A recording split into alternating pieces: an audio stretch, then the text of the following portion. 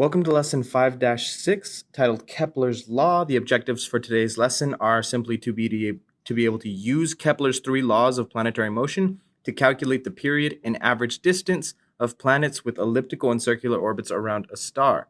So let's get started with Kepler's first law. It says the path of each planet around the sun is an ellipse with the sun at one focus. And we may not remember what a focus point in an ellipse is, but if we take a look at this image, we'll see that every ellipse has two focus points and the sun will be at one of them. All right, so Kepler's first law, when dealing with an elliptical orbit around a star, says that the sun will be at one of the two focus points. And if we're not 100% sure what a focus point is from an ellipse, it's simply one of 2 points on the major axis of an ellipse, where if you take the distance from that point to a point on the ellipse and the distance from the other focal point on the point to an ellipse, the sum of those two legs will be equal to the sum of those two legs to any point on the ellipse. So basically the sum of those two legs would be the same here, the sum of those two legs would be the same here, it'd be the same here, all right? So that's how you know you have a focus point, and there's always two of them on an ellipse. Unless you're dealing with a circle, then they're both at the radius. Kepler's second law says that each planet moves so that an imaginary line drawn from the sun to the planet sweeps out equal areas in equal periods of time. All right? When a planet has an elliptical orbit around a sun, then its tangential velocity will increase as it gets closer to the sun. So for points 1 and 2, the tangential velocity of this planet is greater than it is for points 3 and 4. So, given the same amount of time to orbit, this planet might move from point 1 to point 2, which is a larger arc in the elliptical orbit, than it would move from 3 to 4. But the areas that this motion creates should be equal to each other.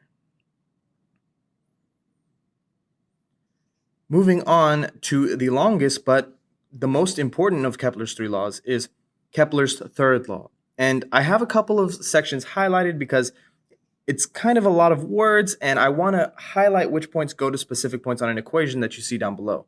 So Kepler's third law says the ratio of the squares of the periods t of any two planets revolving around the sun is equal to the ratio of the cubes of their mean distances from the sun, all right? So if you notice what I have highlighted in pink, it's really just the ratio of the periods of two planets and the square of that. So the ratio of the squares of the periods of any two planets, it's exactly what we have right here, is equal to the ratio of the cubes of their mean distances from the sun. So S in this case is going to represent mean distance. And if you have a planet with an elliptical orbit, S, if you're given some major axis with ends in and m, S would then just be half of the distance of that major axis. So it would be half of line in m in this image. That said, you can see clearly here that S is half of the major axis, and that's what we're asking for when we're talking about the mean distance or the average distance from the planet to the star. Now, with a little bit of algebra, we can always rewrite Kepler's third law to use the cube of the average distance of one planet over the square of its period. And we can set that equal to the cube of the average distance for any other planet revolving around that same star divided by the square of its period. And for our solar system, this roughly comes out to be a ratio that is 3.35. So this suggests that the cube of the mean distance over the square of the period that a planet has in its orbit around the sun should be the same for each planet in our solar system, and that is roughly true. Now, what happens when we have Kepler's third law for circular orbits? Because planet Earth has a near circular orbit. Well, 100 years after Kepler, Newton took his F equals ma, his second law, and his law of universal gravitation to prove that Kepler's third law works even for circular orbits, and he came to the fact that the square of the ratio of the periods between the two planets is equal to the cube of the ratio of the radiuses between the two planets. And if we take a look back, we'll notice that that is actually the same thing as Kepler's third law, but instead of using mean distance, we're going to use the radius of the circular motion. So it's just Kepler's law. We're just saying that the mean distance now is just the radius of the planet's orbit, which is its average distance from the sun anyway.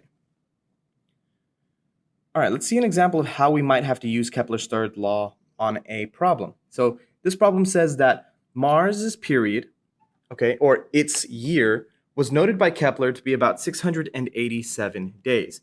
And so it said that the ratio between Mars's period to Earth's period was 1.88 years. That's really good information to know right off the bat. So it's saying that the period of Mars over the period of Earth is actually equal to 1.88 years. And because we're just talking about ratios here, we can use any units we want as long as it's the same on top and bottom. And if we recall Kepler's third law, the square of the period of one planet over the square of the period of another planet is equal to the mean distance, okay, the mean distance of that first planet over the mean distance of the second planet. Let's make sure that we use Mars on top.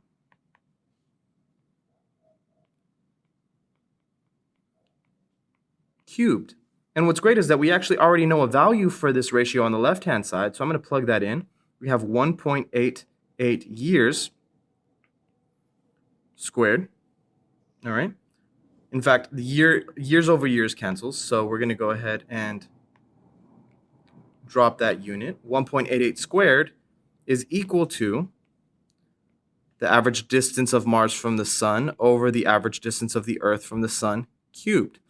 And so if I want to solve for the average distance of Mars from the sun, then I'm going to go ahead and take the cube root of both sides, and that's going to leave me with 1.88 to the power of 2/3, all right? And I'm going to set this equal to Sm over S sub E, the average distance from Mars to the sun over the average distance from the Earth to the sun.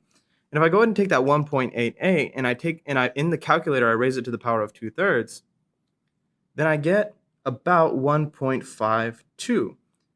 And this may not be the exact ending to the problem, but what we can say is that the ratio between the average distance of Mars to the sun and the average distance of the Earth to the sun is equal to 1.52. So whatever the Earth's radius in its orbit is, then the average distance between Mars and the sun is 1.52 times that value. So you just multiply that by Earth's radius in its orbit, or the radius of Earth's orbit, and then you're done. All right, guys, good luck. There are going to be 4 practice problems that I've tied to this lecture. The lecture videos for those are also posted, so feel free to try those out, and I'll see you in the next one.